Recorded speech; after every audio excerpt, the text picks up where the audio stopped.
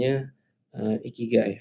Mmm, Ujung-ujungnya, ini tuh konsep yang, sebenarnya udah, lumayan lama ditemukan dari, psikiatris, Jepang ya, dari tahun 60-an atau 70-an gitu, it's basically referring to having sense of, purpose in life ya, dan I think ini bisa diaplikasikan, secara general di hidup, maupun, di, bidang apapun yang mau dikerjakan ya, whether itu tuh sebagai karir, maupun again kalau misalnya masuk ke dalam ship ini. Ujung-ujungnya itu, sebenarnya simpel aja sih, itu adalah,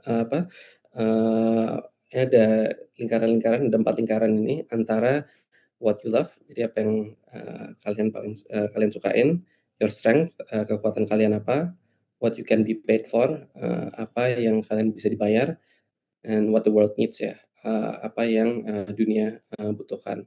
And ideally, apa yang, kalian pengen kerjakan, lakukan, itu tuh sebisa mungkin, mencakup interseksi dari keempat-empatnya ini, atau kalau nggak bisa ya, sebanyak mungkin dari, 4 ini gitu ya. Mmm, iya, nah dari sini tuh, turunannya tuh mungkin ada beberapa ya kalau misalnya, saya pilah-pilah ya, jadi mulai dari, eee, tentang, diri sendiri, tentang ide apa yang, bisa dikerjakan ya, kalau misalnya ngomongin tentang entrepreneurship, sama tentang, market, tentang, dunia, tentang konteks yang, kalian, yang kita mungkin kita sama-sama ya, operate, under gitu. Mungkin yang pertama itu tentang, on yourself itself ya. Jadi kalau misalnya di sini tuh kan, dari, what you love and your strength, itu tuh, sebenarnya itu berkaitan sama, kita kepribadian dan kekuatan kita masing-masing gitu kan ya. Mmm, I think, ada beberapa hal sih yang, menurut saya, cukup penting gitu ya, di sini.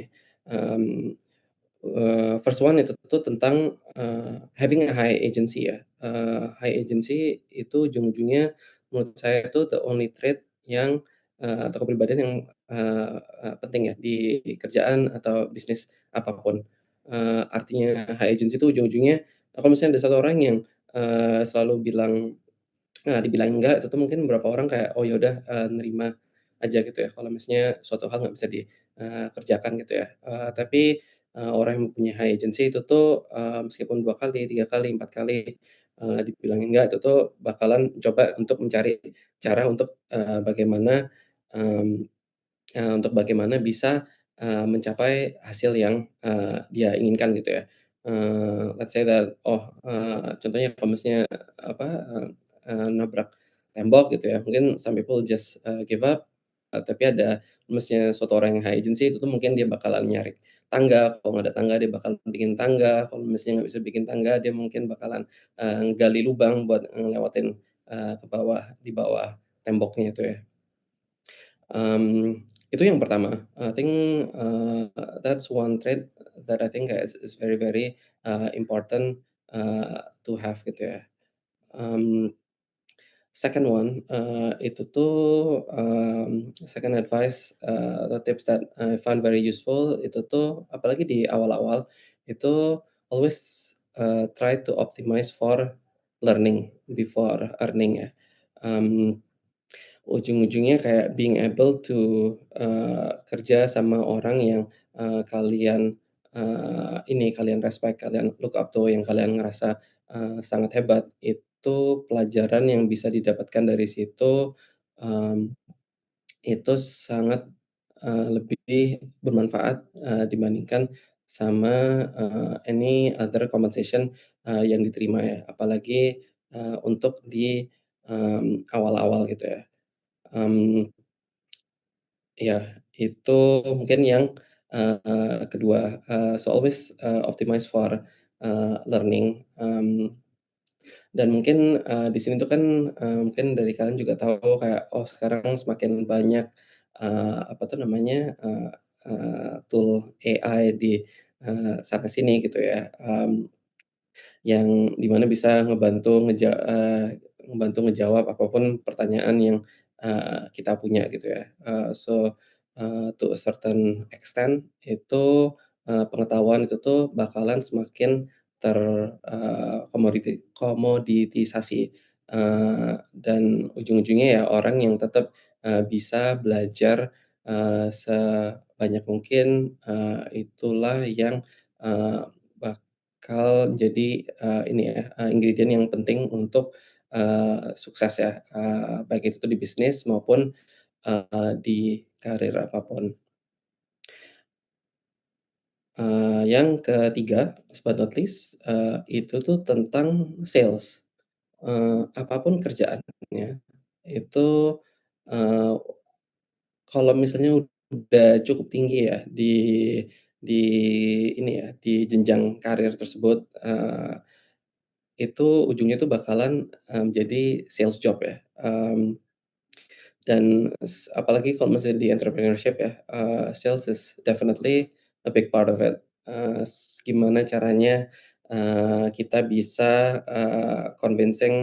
or selling ya, selling to other people buat, ikutan ke perusahaannya, ikutan, percaya sama visinya, gimana caranya bisa nge-convince, investors buat nge-invest di bisnis, gimana caranya nge-convince, customers untuk, beli, barang-barang dari, eee, kita, itu ujung-ujungnya, semua, at the core of it ada komponen, sales-nya ya, dan menurut saya ujung-ujungnya ya, since ini suatu skill yang, penting, coba pelajarin sedini mungkin dan coba, praktekkan sering mungkin.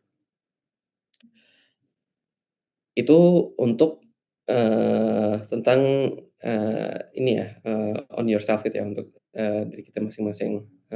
Next one itu tuh mungkin, tips atau pelajaran yang, saya pelajarin, tentang, ini ya, karakter ide gitu ya, bisa mencari ide untuk, bisnis, itu gimana sih, cari idenya, di sini again, pengen coba ngasih framework yang, segeneral mungkin, yang semoga bisa, applicable ke apapun ininya ya, bisnisnya atau, marketnya. I think first and foremost itu adalah, ini ya, saya lumayan penganut konsep bahwa, the more boring a business is, I think the more, beautiful, it is ya. Eee Yang mungkin kelihatan, di ini ya, yang mungkin kelihatan disorot banget sama, berita itu tuh, perusahaan-perusahaan yang, sangat mentereng ya, dari sisi, optiknya gitu ya. Mungkin kayak let's say ngomongin AI lagi gitu ya, kayak wah ini sekarang itu kayak yang perusahaan-perusahaan yang bikin AI, apa, OpenAI lah, Anthropic, gitu-gitu yang, ketara gitu ya, di dunia. Sedangkan, banyak banget, bisnis-bisnis yang dianggap nggak seksi, nggak keren, itu, yang, nggak kalah, eee, nggak kalah menyelesaikan problem-problem yang dialamin sama, customer gitu ya. Mmm, let's say kayak, apa tuh namanya, perusahaan apa, yang selalu berjalan tiap hari, yang selalu ada tiap hari. Misalnya kayak let's say HVAC, apa, ventilator, membersihkan ventilator, membersihkan AC, membersihkan, atau tukang, itu di mana pun pasti, ada, selalu ini ya, selalu ada yang, membutuhkan, itu gitu ya, selalu ada orang yang, atapnya lagi bocor lah, terus selalu ada orang yang AC-nya, rusak dan perlu di, servis, so on and so forth. Dan ini eee, yang lebih nggak kelihatan gitu ya, dan biasanya semakin nggak kelihatan suatu bisnis, suatu ide, itu juga, enaknya adalah semakin dikit, kompetitornya, atau yang tertarik sama, hal tersebut. Itu yang, pertama. Yang kedua, advice yang saya anggap, useful gitu ya untuk evaluasi atau cari ide bisnis itu, adalah try to find an idea that's a painkiller ya, not a vitamin. Vitamin itu tuh, hitungannya itu mungkin nice have ya. Jadi kalau misalnya, oh lagi, pengen minum vitamin C, vitamin D itu kan, that's a nice have ya. Kalau misalnya nggak minum vitamin C atau vitamin D di hari itu nggak apa-apa. Tapi kalau misalnya kayak lagi sakit kepala, tapi, nggak, makan painkiller gitu ya, makan, Panadol, itu sangat sangat, painful ya. Dan orang pasti, mau untuk bayar untuk nge-solve apapun yang menyebabkan, ini ya, untuk nge-solve painkiller apa, kepusingannya mereka gitu ya. Jadi kalau misalnya dari sudut pandang bisnis ya, kalau bisnisnya itu tuh cuma sebuah vitamin, itu tuh mungkin, hanya suatu, luxury ya, yang di mana, oh ya kalau misalnya lagi punya uang, itu bakalan dilakukan, bakalan dibeli, bakalan dibayar sama orang. Tapi kalau misalnya suatu bisnis itu tuh adalah, painkiller, maka bisnis tersebut akan menjadi, suatu, keharusan gitu ya. Let's say kayak tadi ya ngomongin contoh tentang, mmm, apa, pembersihan AC gitu ya. Kalau misalnya, lama-lama AC-nya, nggak dibersihkan, dan rusak, itu, ya bakalan bisa, apa, ya bakalan kepanasan atau kalau misalnya kayak AC jadi debunya banyak, itu kan bakalan jadi, beracun gitu ya, di ruangan tersebut, yang jadi malah sangat bahaya. Sedangkan kalau misalnya suatu, bisnis yang, luxury, misalnya let's say kayak apalah, jualan, eee random ya, jualan tas branded atau apa, itu kan ya orang kalau misalnya nggak, beli, suatu tas, yang branded atau, eee melakukan, apa, stay di hotel yang, mewah atau apa, itu ya nggak apa-apa, itu hidup masih bisa, berlanjut gitu ya. Itu yang kedua.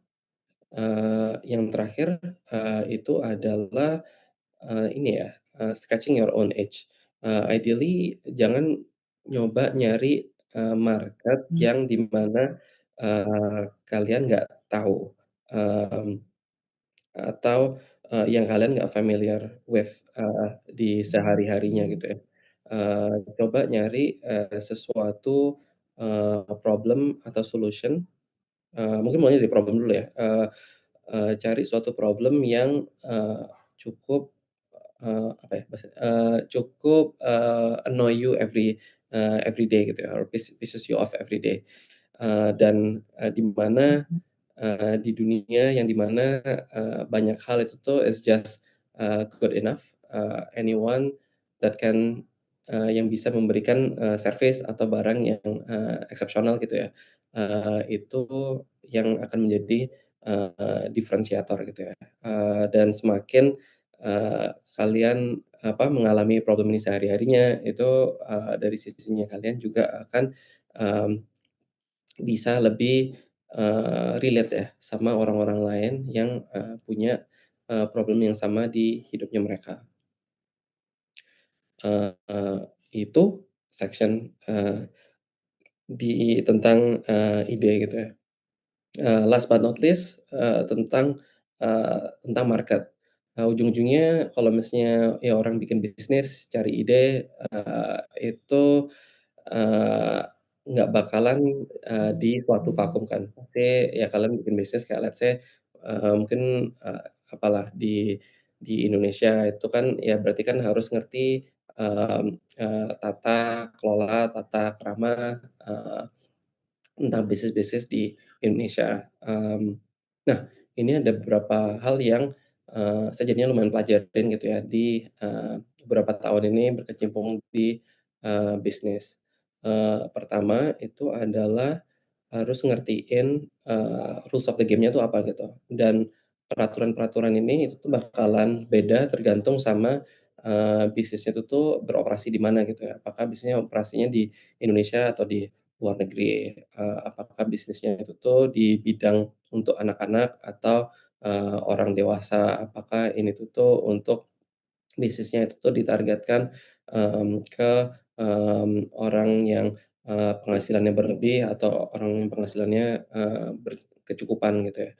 Mmm, nah, it's important to learn, apa aja sih, semua, rules-nya gitu ya, yang ada, di sini gitu, di, bisnisnya gitu ya. Kayak, oh ini ternyata kalau misalnya, let's say kayak salah satu bisnis yang, saya kerjakan itu kan di bidang, fintech gitu ya, financial technology, yang di mana itu regulasinya itu sangat, banyak gitu ya. Harus ngertiin semua peraturan yang dibikin sama Bank Indonesia, sama OJK, so on and so forth. Ya kalau misalnya mau, sukses untuk membangun bisnis di sini, mau nggak mau, dari, saya sendiri juga harus ngertiin kayak, oh ini peraturan-peraturan yang, dibikin sama Bank Indonesia itu apa, roadmap-nya mereka itu ke depan itu tuh, apa, kalau misalnya kayak, mungkin contoh spesifik kayak, oh ini buat dapatkan, lisensi dari Bank Indonesia itu tuh makan, waktunya itu tuh bisa di atas, 2 tahun gitu ya. Apakah, saya bakalan oke untuk nunggu segitu lama untuk, sebelum dapatkan lisensi, sebelum, bisnis saya bisa jalan, so on and so forth. Dan rule ini pasti beda, di, bisnis-bisnis, apa yang, lain gitu ya. Mmm, Next one itu adalah, ini ya, tentang picking a wave, not a boat. Eee, kebanyakan orang itu tuh mereka, sangat obses, ini mungkin ini applicable untuk bisnis maupun, kerjaan ya. Banyak orang itu tuh obses tentang, oh ini perusahaan mana yang, mereka mau join, perusahaan apa yang mereka, mau bikin, dibandingkan sama industrinya tersebut itu apa, dan trennya di dunia ini tuh seperti apa. Sedangkan industri, sama tren itu tuh jauh lebih penting dibandingkan sama, apa spesifik perusahaan yang, mmm di ini ya, diikuti, atau dibikin gitu ya. Kalau misalnya analoginya kayak, ini ya, nelayan, sama kapal, ujung-ujungnya, nelayan yang, lagi naik di, ini ya, perairan yang tenang itu tuh, bisa jauh lebih gampang untuk, ini ya, untuk selamat, untuk survive, untuk nangkap ikan dibandingkan sama, nelayan yang sejago apapun tapi, eee eee, perairannya sedang tidak bersahabat, sedang sangat berombak, besar, so on and so forth ya. And next one, itu tentang, ini ya, tentang apa ya, mungkin tentang relationship sama orang. Ujungnya, building a business, or joining a company, eee ujungnya itu it's a people business ya. Ini mungkin related sama, poin pertama tadi tentang sales ya. Mmm, so there's this quote that I really likes, "A good lawyer law, a great lawyer, knows the judge." Ujung-ujungnya ya, waktu, kita ngebangun suatu bisnis, itu harus kerjasama sama, orang ya untuk cari investor, untuk di-hire, untuk sebagai customer, so on and so forth ya. Dan di sini, bener-bener ngertiin, eee yang penting, orang-orang yang, penting di bidang tersebut, orang-orang yang punya influence, orang-orang punya, power itu tuh, siapa aja gitu ya. Mmm, dan ya I think makin, berkecimpung di bisnis ataupun di, kerjaan, itu, what matters more itu it's who you know, not what you know, akhirnya. And, last one, di market itu sendiri gitu ya, ini nyambung sama ini nggak hanya market, ini mungkin, berkaitan tentang ide gitu ya. Ujung-ujungnya, ide yang bagus, market yang bagus, bisnis yang bagus itu tuh nggak bakalan pernah, di, advertise gitu ya. Dan, begitu juga dengan, bahkan juga, tentang kerjaan gitu ya, kerjaan yang, sangat kritikal, sangat bagus itu tuh, nggak akan pernah ditemukan di, mmm ini ya, nggak bahkan pernah ditemukan di job board apapun, let's say kayak whether it job street atau apapun itu ya, mmm, yang, eee, anytime suatu, bisnis, suatu kerjaan, suatu role itu tuh udah, eee, terlihat, kasat mata oleh publik, yaitu, berarti itu udah menarik dan udah nggak se-obvious itu ya, opportunity-opportunity tersebut, and yeah, I think any truly life-changing roles, business, career or investments, are going to be, filled by people who, are already there, yang, dekat sama bisnisnya, yang mengalami, problemnya, sehari-hari, yang ajak sama, temennya, so on and so forth gitu ya. Ya, itu, tentang, market-nya dan, eee, yeah, I think again back to the top again, there is a lot of ways to build a successful, business ya, atau ada quote-nya kan banyak jalan menuju Roma, dan, cara ngebangunnya sendiri itu tuh, juga, banyak ya, nggak hanya ada satu cara aja untuk membangun, bisnis yang, sukses gitu ya. Dan mungkin beberapa ide itu tuh juga bisa jadi bertolak belakang, beberapa prinsip itu bisa jadi bertolak belakang, satu sama lain gitu ya, baik itu tuh dari baik itu dari ide bisnisnya sendiri atau, cara ngebangun, bisnis tersebut gitu ya.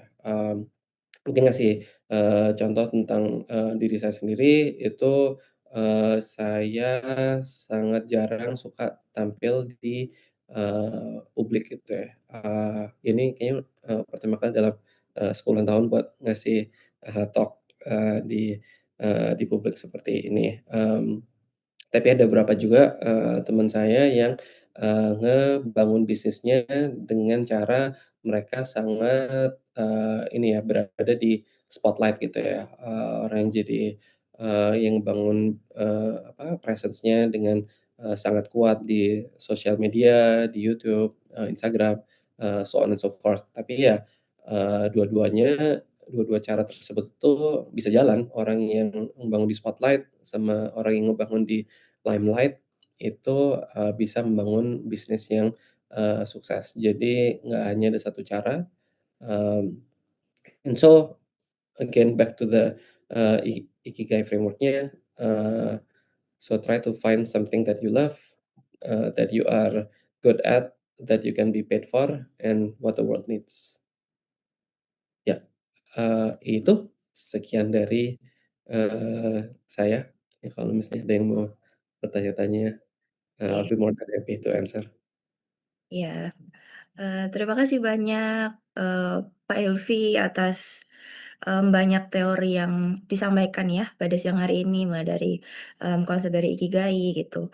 Nah teman-teman, sebelum kita lanjut ke section selanjutnya, mmm, ayo nih, bisa banget buat di on cam-kan dulu kameranya, karena dari 300, almost 300 ya, itu cuman ada berapa yang on cam, ini nggak bisa on cam kah atau bagaimana? Karena, untuk mendatangkan beliau itu tidak mudah dan background beliau juga sangat luar biasa. Kalau teman-teman tadi ada yang terlambat menyimak, siapa sih beliau ini?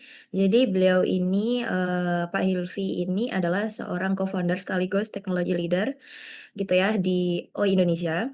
Jadi yang beliau sampaikan di bisnis, maupun di engineering tadi itu sudah dipraktikkan di lapangan. Terus setelah itu, beliau itu latar pendidikannya juga sangat luar biasa. Beliau mendapatkan bachelor-nya dari University of California. Terus yang kedua beliau masternya di University of Illinois. Ini kalau FYI itu adalah kampusnya dari Bu Sri Mulyani. Jadi sangat luar biasa. Oke, teman-teman, adakah yang mau ditanyakan? Karena pasti teman-teman di sini, mungkin sering mendapatkan teori daripada engineering maupun juga dari bisnis, tapi sangat sedikit sekali yang bisa mengimplementasikan di lapangan. Oke, luar biasa. Ini ada pertanyaan satu dari Kak Jose. Halo, selamat siang, Kak Jose. Ya, silakan. Boleh disampaikan pertanyaannya, Jose? Baik, sebelumnya terima kasih atas kesempatannya. Perkenalkan saya Jose Ristan Prabowo dengan NM 163251006 dari Teknik Robotika dan Kecerdasan Buatan. Izin bertanya, Pak. Jadi kan kalau kita melihat dari era AI ini, dari masa depan ini kan semua ini serba cepat lah ya. Semua itu serba cepat. Perkembangan teknologi ini dalam hitungan, mungkin bukan hitungan tahun lagi, tapi dalam hitungan beberapa bulan aja akan terjadi perkembangan teknologi yang bisa dibilang lebih pesat gitu. Kayak setara sama 3 tahun. Nah, di dunia yang super cepat ini, waktu saya baca-baca, itu kan katanya kita itu dituntut untuk bisa berbagai hal dengan cepat gitu. Istilahnya kita harus jadi dalam tanda kutip semacam polymath gitu. Nah, tapi pada uh, uh, in other side gitu, pada sisi lain, banyak juga yang bilang kalau lebih baik itu kita fokus di satu hal, kita harness cara terus-menerus hingga kita bisa jadi eksepsional di bidang tersebut, sampai istilahnya kita itu sulit tergantikan gitu. Nah, menurut Bapak sendiri, yang sudah memiliki pengalaman di teknologi engineering dan juga entrepreneurship di lapangan secara langsung, mana nih yang lebih bagus? Kita mastering banyak hal, kita coba semua hal, menjadi generalis, atau kita menjadi spesialis yang terfokus di satu hal dan jadi eksepsional di bidang tersebut. Terima kasih. Oke, makasih, makasih Jose ini atas pertanyaannya. Ya ini pertanyaan yang, bagus sih. Benar dengan keadaannya AI ini, banyak banget, perubahan, yang terjadi semakin cepat dan AI-nya sendiri itu kan juga bisa, mengerjakan, ini ya, banyak hal yang kita bisa nge-outsource gitu ya. Mmm, nah menurut saya itu, cara ngelihatnya AI itu tuh mungkin sebagai amplifier ya. Jadi apa yang bisa kita lakukan sekarang, tanpa AI, gimana caranya kita bisa leverage AI untuk melakukan, hal-hal tersebut dengan lebih cepat, lebih bagus, so on and so forth. Eee kalau tentang, expertise-nya tuh, sendiri, I think it's framework yang saya paling suka itu tuh aiming to be a T-shaped individual gitu ya. T itu kan huruf T itu tuh kan, garis horizontal terus, garis vertikal gitu kan ya. Mmm, Horizontal di sini tuh ngerepresentasikan, segeneral mungkin, pengetahuan yang didapatkan, yang dipunyai, tapi juga, try to aim, to have the vertical line gitu ya, yang di mana, mmm, itu adalah, hal yang, kamu, fokuskan gitu. Jadi itu, karena, itu impact-nya multiple, folds ya, yang, satu, orang akan ngelihat, kalau misalnya, orang, kepikiran tentang, apa, kita gitu ya, yang sebagai orang yang T-shape gitu, itu tuh, ada kita menjadi top of mind, di, suatu kategori, tertentu gitu ya, dan di kategori itu ya memang yang, kita lihat itu kita yang, bagus apa, yang kita sekuat mungkin dan itu yang, eee, kita, sukai gitu.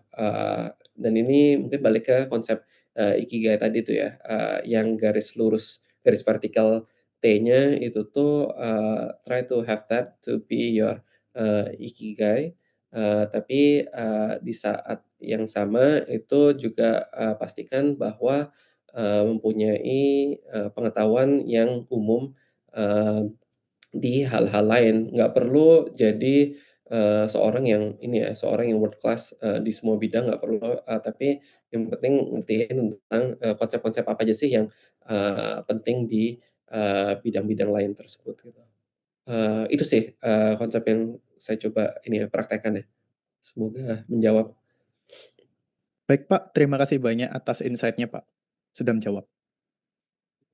Baik, terima kasih Jose. Teman-teman yang lain, ada yang ditanyakan lagi nggak?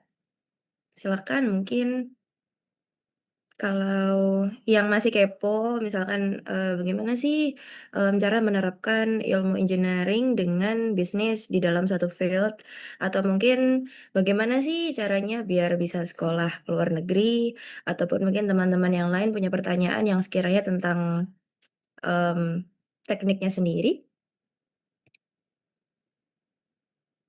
Oke. Kalau belum ada, boleh saya tunjuk? Oke, untungnya ada yang bertanya langsung 2. Ada Raditya sama Sultan. Tadi duluan Sultan ya? Silakan nanti habis itu Raditya, monggo. Baik, sebelum itu apakah suara saya terdengar? Iya, terdengar Sultan. Baik, perkenalkan dulu, nama saya Sultan Hilmi Arayan dari Teknik Robotika dan Kecerdasan Buatan, dan saya izin bertanya, menurut Bapak, seberapa signifikan perbedaannya jika melanjutkan studi atau dari awal sudah melanjutkan studi di luar negeri daripada di Indonesia? Apakah ada impact yang lebih besar yang didapatkan oleh itu?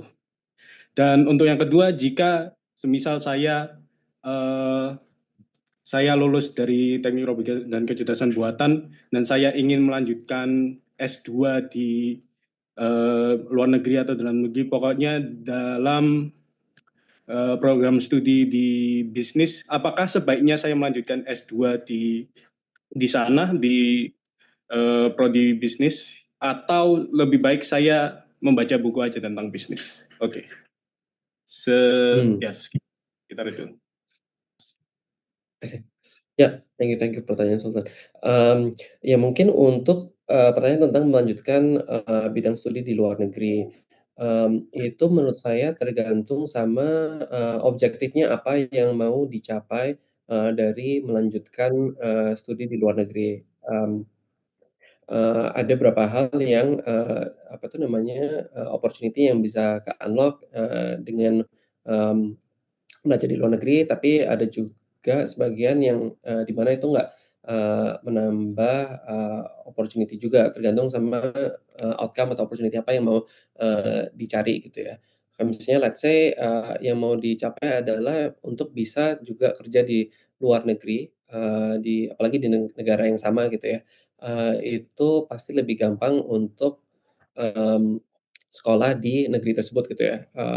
Kayak misalnya dari pengalaman saya gara-gara saya, kuliah di Amerika, jadi lebih gampang juga untuk saya, mendapatkan, kerjaan di, Amerika. Itu satu, terus juga, mungkin ngasih contoh lain ya, ada beberapa kerjaan itu yang di mana itu membutuhkan pengetahuan yang, spesifik. Mmm nah, yang di mana, pengetahuan tersebut mungkin, mungkin sebagai requirement dari pekerjaannya tersebut gitu ya, itu, eee eee, membutuhkan, program studi lanjut, baik itu S2 maupun S3 gitu ya. Kayak let's say ada beberapa kerjaan kayak tentang robot, gitu ya, sebagai researcher atau kalau misalnya mau jadi, dosen, itu kan mau nggak mau, diperlukan untuk punyanya, ini ya sertifikat S2 ataupun, S3. Nah di situ itu jadi penting. Mmm, itu definitely bakalan useful gitu ya, untuk, apa tuh namanya, melanjutkan, program studi tersebut gitu. Nah, on the flip side-nya itu kalau misalnya kayak let's say, oh masih belum tahu nih apakah, saya benar-benar suka atau enggak sama, suatu bidang gitu ya, dalam jangka waktu yang panjang. Itu sebagian, orang itu lebih suka untuk kerja dulu, baru setelah itu, dia, decide untuk, ngambil S2 ataupun, program studi lebih lanjut gitu ya, tergantung sama,